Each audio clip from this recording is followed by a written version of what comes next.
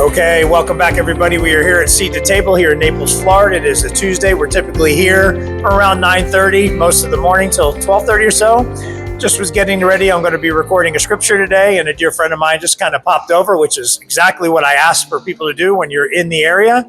And I'm going to allow, his name is Tim. Tim's going to introduce himself, and basically we're going to be working harder as we're in 2025 to deliver people's testimonies, something that could touch someone that's watching this that you're walking through, which is the whole reason I started this podcast, Lessons for Life with Dr. Ron. And so, we are usually here Tuesdays. We're appreciative of Seat to Table where we're sitting right now. And as I said, that's why I love it here at Seat to Table, because I just had someone come on by and I have another individual that wants to share a testimony too. So we're in community, which is something we talk about, not being in isolation, because that's a place of attack of the enemy in your mind. So being around like-minded, wonderful people and being able to share what we've learned in the process of our life. And that's something I also talked about, that as we age, we gain wisdom. So my teenagers, they think they know more than their father, but we all do at that age. And then as you walk through trials, as you grow older, you realize that your elders really do have a lot to talk to you about, because they've been typically through more stuff than us younger folks may have walked through at this point. With that said, I'm going to let Tim go ahead and introduce himself, and let's hear what you have to say today. All right. I'm Tim Loos. Most people know me probably. I'm very involved in the community. I'm your community network realtor. I do a lot of stuff for committees at NABOR and chair, and I'm on board for NAREP. My kid's a Latino, and I have 4 kids, and one's in Hawaii. So I live in a lot of places. I grew up, just in general, I grew up in a small town. My background, it's good to know everybody's background story, and believe it or not, I didn't grow up with money and stuff like that. It's we all go through a journey and have a hard time in making it, and then I'm always there to try to help people. I have a friend, Veronica, starting a spa, trying to help her, because I always want to help anybody. Like, anybody needs help, call me. I would help. Veronica would call me, I would help you, right? So the reason 100%. is I learned all this stuff from my mom and my dad. My mom taught me a lot of stuff. My mom, I grew up from a small town in southeast Missouri on the Mississippi River, like Mark Twain, Huckleberry Finn, Tom Sawyer, right on the rivers. And my mom from that small town was way ahead of her time, taught me never to be racist, never to be prejudiced, to be loving, accepting of everybody, to be inclusive. That's why I wanted to be chair of DEI at NABOR. DEI is not what you think it is at NABOR. People need to calm down a little bit. It has only to do with inclusion. We do nothing with quotas. We do nothing with nobody's losing their job. We're not political. All we do is make everybody feel included at our events, and to join committees, to get on committees. My goal is to get new people involved on committees. We're tired of seeing the same 300 people there at all of our events, to be inclusive. So that's why that's the number one goal. My mom taught me to be very inclusive. People that know me, I'm very inclusive. My goal is to be inclusive. All the stuff I do is to include everybody. And to help you in your business, I would recommend learning something from her. If you want to grow your business, add what she did. And I can tell you my background. I came from, like I said, nothing, and I had a hard time. But to grow your business, if you want to grow your business or in life, I would bring friends over from college. She would hug everybody. Everybody she met, she would hug them. She would be caring. And so for your life or your business, you can be a great business owner. Maybe you're not going to go anywhere if you don't learn how to treat people equally. You don't have to hug everybody, but you need to be inclusive of everybody. Talk to everybody. Don't talk down to them. Talk to them at equal level. People that know me, I'm including everybody. We don't need people to think they're better than everybody else. So just be inclusive. Treat everybody like human beings. Treat everybody like they are same level. My mom always felt that people were better than her. I always said that people are not better than me, but I'm not better than them. My mom was the nicest person in this world, And my dad taught me the value of money. My dad, I was salutatorian of my high school class at Notre Dame. I'm not the smartest guy in the world. You know, I'm probably a little smart, but not the smartest guy. He's a pretty smart guy, trust me. I don't know about, look, like who knows, but I was salutatorian my high school class at Notre Dame because I saw my dad suffer. My dad had a 9th grade education. My dad grew up with an outhouse, no running water, very poor. We grew up with not much money.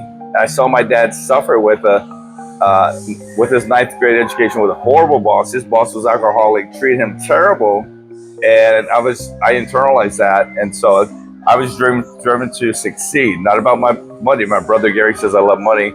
I'm just driven to succeed. Still driven to succeed, but I'm driven to give back. From my mother. My mother taught me to give back, volunteer. I won the award. It doesn't make a difference. Community involvement for volunteering a lot. I lead Habitat for Humanity for NABOR. Not that I need to do all this stuff. I would love to help anybody and give back. So we learned stuff from our mother and our parents. So my mom taught me all the good things to give back, to care about other people, treat people equally, and to be inclusive. My dad taught me hard work, the value of the dollar, the value of also being not racist and prejudiced. My parents were never like that, and I think way ahead of the time at that time. So that's why people that know me, I'm very inclusive to everybody. I talk to everybody, and everywhere I go, I do a lot of networking events, and I'm very open to talk to everybody. I think if you did that, you would increase your business. But what do I know? Who knows? But from that, I went to college in Missouri. And then I went to college in London for $500. I paid my tuition to Southeast Missouri State. I found out about the program, took advantage of it. I went to college in Hawaii. I didn't have the money, but I got scholarships. Never been to Hawaii in my life. They picked me up at the airport. I'm in college in Hawaii. I'm there 20 years. Minority in Hawaii, 70% Asian Pacific Islanders, running out of money after graduation, working at a hotel, the Breakers Hotel, for $800 a month, being a minority, not getting jobs there. And so part of it in life, so people struggling with their business or trying to start a business, I had nothing. I was just running out of money. I didn't want to go back to a small town in Missouri. Nothing wrong with a small town in Missouri, but I wanted to stay there. So part of it's desperation, part of it's inspiration, part of it's perspiration, part of it's motivation. Maybe now at 60, I don't have a lot of that stuff. But if you have a business, you got to capitalize on that, work on that. And the thing I did with all my businesses throughout my life was focus on the business too much, and I ruined my health. So at this point, my advice is to balance your life and balance your life with God in it too. Because I started in Hawaii, I worked for Geico. For 4 years, I learned everything I could. I managed for a company called ADT, small business, because I had 3 degrees. My Geico paid for my master's degree. Thank you, Geico. And I started and grew the largest independent auto property damage adjuster company in Hawaii. Being a very shy guy, believe it or not, and I was very shy in high school, very shy all the time. But again, I was forced to do it. I had to get out there and do it. So I went out and talked to insurance companies. And it takes time, and now I don't mind talking to anybody because you see me at events, right? I talk to everybody. He doesn't mind talking to anyone. Believe me, that's why I sat him down right here and said, "Let's go." So some of my friends tell me I should start a PR business. Maybe I just don't have all the energy. I'm on 4 committees. I'm on the board of directors of NAREP. I run a networking team at Grow Business Network, Tuesday Titans. I do a lot of stuff, and some days I feel like why am I doing all that? I should just stop all that stuff and walk my dog, swim, play pickleball, work on my health, because I have severe sleep apnea for 20 years. I have some heart issues and blood pressure. Well, you had a recent health scare. Well, a little bit, yeah, but that's not going to happen anymore. So I lost 13 pounds in a month. Yes. Intermittent fasting. You got to be motivated.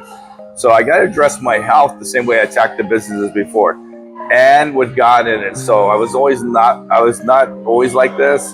Probably in my 20s. I quit going to college. I quit going to church and stuff and when I was in college in my 20s, like a lot of people do. In my 20s, I think, I had 3 degrees. I think I know everything. Yeah. Probably believed in God as much as the Easter Bunny. I went back to I grew up Catholic, went to a lot of Christian churches in California. My kids went to Christian schools. But I never found a relationship until going to hell and back after my last divorce 9 years ago. Changed my life, and this is why I mention God a lot when I talk about God and my Facebook posts. As a realtor, they tell you don't talk about politics and God. I don't talk about politics, but I talk about God all the time because it's important to me. If you don't want to use me or you don't like me because of that, that's okay. I am fine. It's not. It is what it is. And we should talk about God. Actually, I challenge you to actually do it. Who cares what they think? If you believe in God, say it. What's wrong with you? Say it. Put it on your Facebook. Be bold. Do it. What are you afraid of? Just do it and get out there and do it. So that's it. That's kind of my advice. I'm here to help you. Like, I've done a lot of stuff. I'm 60. I'm old. I don't know how I got to be 60, but I enjoy the freedom a little bit of being 60 because I worked so hard. I used to work 80 hours a week for like 25 years with my different businesses. Hawaii for 20 years. Then I got divorced. San Francisco for 12 years. Multiple businesses in real estate. All that stuff. But none of that stuff's important. Nobody cares about that. Nobody cares. They care about now. What's happening now? Who are you now? What are you doing now? I can tell you all my good stuff in my past. Nobody really cares. But who are you now? You can change that now. You can change that today. So if you need God in your life, change it today. If you're looking for something, change it today. You can always change in 1 second. God never left you. Maybe we left God before, like I did. God never left you. So if you want to make a change, you can do it right now. That's my advice. Wow. And don't be afraid. Don't be afraid to talk about God on your Facebook. I challenge you. Who cares? Do it. You got it. Wow. What else you want? Yeah, no. So if you had like 2 or 3 hours, I have a lot of stuff, 2 divorces and all this stuff. But my kids are number one, and my God, family, and everything else. God, family, everything else. My kids, God, and my kids. That's it. So this is my focus, and my health, right? And I do business, but that's not number one. And I do a good job in business. But you got to balance your life. Balance your life. Put with God in it, family, God, and balance your life. Don't work 80 hours a week and don't ruin your health like me. Yeah. Well, But we can all change that, and I'm changing that too, right? You are. You change everything. Yeah, and so you're a doctor, so give me some advice. Well, I'm going to unpack it just briefly because, we happened to just stumble upon each other 10, 15 minutes ago, and he's very involved. Well, we know each other for ages. For a long time. Yeah, I just coming by and I said, man, what are you doing? Yeah. So, he mentioned NABOR, which is the Naples Area Board of Realtors. Tim is extremely involved. I actually mentioned maybe even overly, but that's not the point. So, we're both licensed real estate agents, and yes, I am a chiropractor. I haven't really talked a whole lot about my certifications and things, but nonetheless, he talked about a servant's heart. He talked about coming from no money, to be able to build himself up through the difficult times through college. He's walked through the sins and the things that we all go through. He discovered God, developed a deeper purpose, which I'll ask him a follow-up question. But I heard a lot about his mother. I heard a lot about serving. I heard a lot about loving one another and equality, right? So, just really, as God said, keep him first and love one another as he would love us. And so I heard a lot of that right there. And at the same time, he mentioned something which is a sidebar. Anybody who's around our ages remember something called shoe goo. So this guy actually had that shoe goo when he had holes in his shoes. He was glopping that shoe goo on there. That's the type of the financial crisis as this guy's been in. So for people that are watching this that, are struggling right now, which is a lot of people in 2024, the cost of living and the changes that most of our nation and around the globe have faced, it's been very, very trying. It's been a difficult time for a whole lot of you watching, including ourselves sitting right here. So, I hope that that some of the comments he made, as far as if you're thinking about starting a business, a way to go about it by treating people as your equal, not putting yourself on the pedestal, seeking, fellowship and the help of other people, which is a struggle I had, trying to do everything on your own, thinking that someone can't do this task or that task as good as you're doing it. Delegating is something definitely I recommend, to bring someone that might even be way better at an area than you are to take your company or your business to a whole nother level. And that's also, fellowship, sharing an opportunity with other people, to give people that opportunity to help you grow. And at the same time, you're helping them and most likely their family.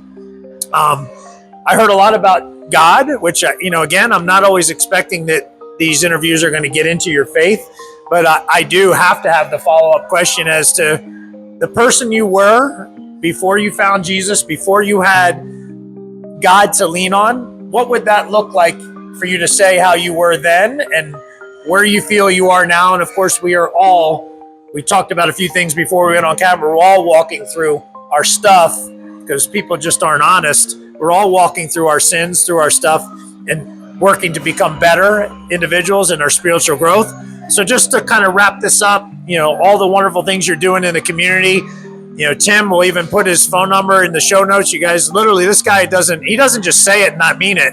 You can reach out to him, whether you're here in town or not, and he will answer his phone. So he has a servant's heart and really loves people. And anytime I bumped into him, he always has a smile on his face, always very welcoming from the day I met him before I ever really knew who he was.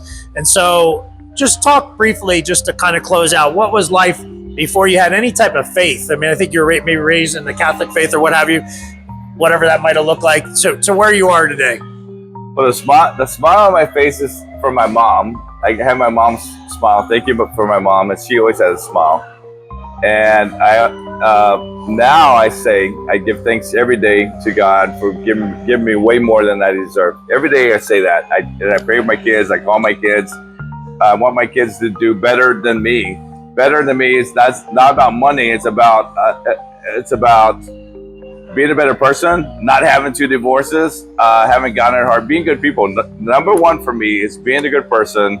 Number two is having God in your heart. Number three is talking to God. People say, you talk to God? It's like, yeah, we talk to God. Don't you talk to God? We talk to God. So I know going to church is good. We talked a little bit about the church. And I know a lot of people, I know some people who go to church, not necessarily the best people. Just because you go to church does not make you a good person. There's nothing wrong with going to church. I go to church, and I think that should ground you. And I challenge a lot of people to get back to going to church. And I go to two different churches. Destiny Church is a very good Holy Spirit church, motivational church. People looking to do something, go to Destiny, go to Grow Church, those kind of churches. I grew up Catholic. I go to one Catholic church. So my brother Mark says I'm worst Catholic because I don't go to Catholic church every Sunday, but I do go to Catholic church. So I go to Catholic. Now I go to I go to Catholic church, St. Peter's. I go to Destiny, or I don't go to church. It's okay. It's okay. It's the relationship. So the relationship that I only experienced or found was after going to hell and back 9 years ago after a horrible divorce. And people know about that. No, sorry. No, that's changed me a lot. So that's when I changed. I've been there. That's when the relationship changed. Been through a divorce myself. Before that, I grew up Catholic, just going, it's great. There's nothing wrong with that. I'm glad to be back to going to Mass for me. And I enjoy going to Destiny Church and Grow Church for me. Both, they're all good. And people need to stop judging people. And I feel like sometimes I'm defending the Catholics from somebody at maybe the Christian churches, or I'm defending the Christians to some of the Catholics. Like, who cares? Stop it. It's all good. Nobody cares what church. I don't think nobody cares. They shouldn't care what church you go to. I don't care if you go to church. My best friend in college was Buddhist. Nicest guy ever. My roommate Makoto would help me all the time. And I believe in God's mercy. Everybody in heaven, there's one God, one heaven, one God, one heaven. Good people will be there, including Buddhists, Hindu, all this stuff. because with God's mercy, if you're a good person, where are they going to go? Where do you think they're going to go? I mean, look, you might not agree with me, but with God's mercy, you got to believe there's one God, there's one heaven, and good people will be there. So that's my opinion. That's the way it should be. But for how I changed my life was from a horrible divorce, which was not fun. That took about a year and a half to go through, and it's the fear of the unknown during that time. A lot of things are happening, and then that sometimes I always say something good comes from something bad. Something good always comes from something bad. If that's the low point in my life, it probably was. And look what came from good. I'm very peaceful after that, especially the last year. This whole last year, very peaceful. I enjoy my life. The whole 9 years has been a journey with God as a focus. My kids important. So you got to change the focus of your life to balance it, to be your family, to be your kids, and God. I'm sorry, you should have God. You should have God in there. But most important, say what you mean. I don't know. I mean, it's for me. Like I'm not. I think you should. That doesn't mean you have to go to a certain church or go to church. Again, being a good person, have God in your heart, talk to God. That's the most important. And there's a lot of good people out here that I'm friends with, including you, including Bill. A shout out to Bill, our friend Bill. King Candy. So I mean, lots of people. A lot of people know me. So that's. I'm very inclusive, and I talk to everybody. So don't take it the wrong way if I'm talking to you. 'Cause I talk to everybody. Like my mother. Thank you, Mom. Blow up his phone. You heard how important. You mentioned Mom throughout this whole thing. We're going to close this up because this is long for us. But his mother, how important family is. So you people out there, you moms, you dads, your children need you.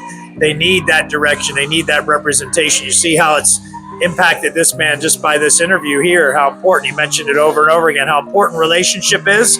His relationship with the Lord.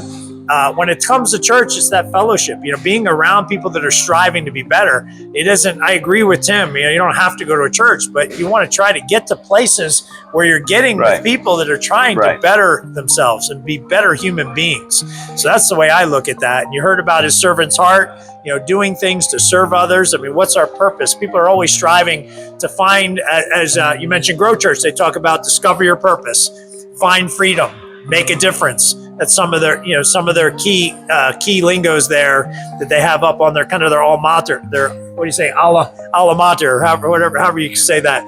To find that freedom, to discover your purpose, to make a difference. And I think every one of you can relate to that. And so these lessons for life with Dr. Ron, and now we got with Dr. Ron and Tim today, are designed to just give you some things to think about. Hopefully this touches someone. Please share it. We talk about, we're on YouTube and social media, and that's only because if you think there's someone that would benefit from this, we ask that you subscribe so you get notifications of future videos, and that you share it so that more and more people can be impacted, because we have the ability now to touch, not individualized millions. It's just amazing.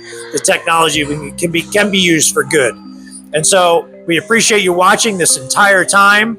Feel free to reach out to Tim. Feel free to reach out to myself. We'll be doing scriptures and testimonials throughout this year, and we're excited to be here and grateful for Naples, Florida, and Seed to Table. And again, this is Lessons for Life with Dr. Ron, and you all have a wonderful day. Tim and I are saying goodbye. Thank you. God bless. Signing off.